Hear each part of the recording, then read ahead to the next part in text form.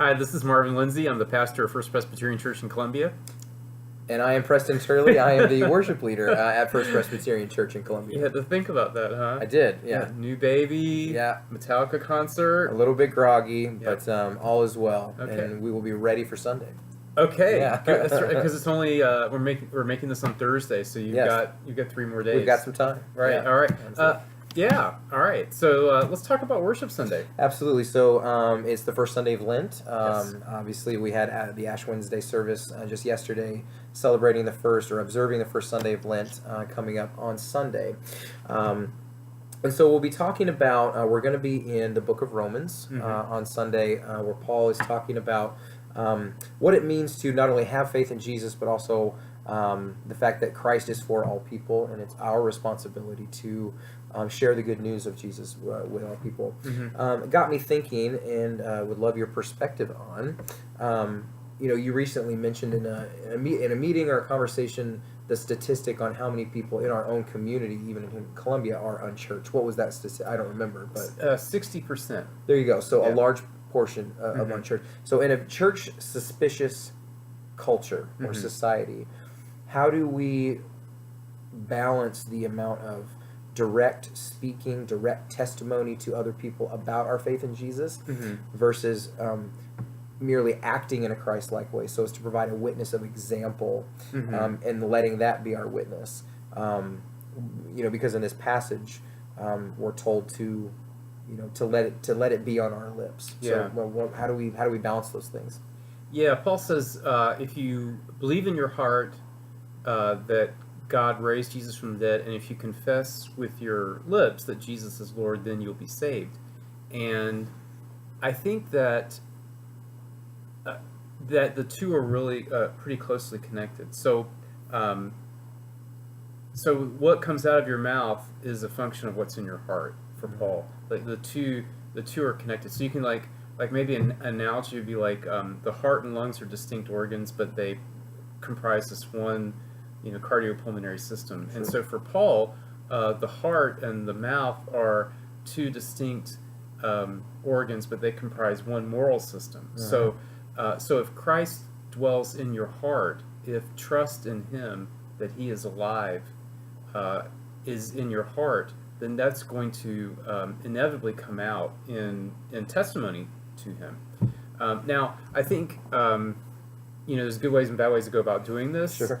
And so I think probably kind of foisting literature or on people is not helpful. Maybe knocking on doors is not helpful. I think that what we do is we pray for opportunities to present themselves when a fruitful conversation about Christ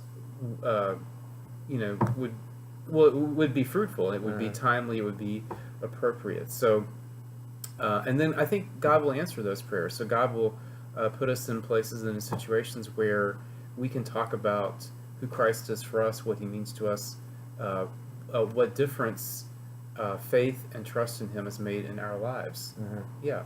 So to me, that's helpful, and even peace-giving, in that we don't have to figure out by ourselves where those moments are going to be. So there's an element of trusting the Spirit and waiting for those doors to open. We don't have to go and force those openings ourselves. We don't have to bang on every door and put paper on every car windshield. Yeah. And we pray first, and we trust the Spirit to do that. So that's a good thought. Yeah, for sure. I see pictures of your baby on the phone. Yeah. So you can kind of see there. So yes, mother and baby will be joining us back in church in a few short weeks. Hey, so, how about that for a segue to the next topic? Yeah. In a few short weeks.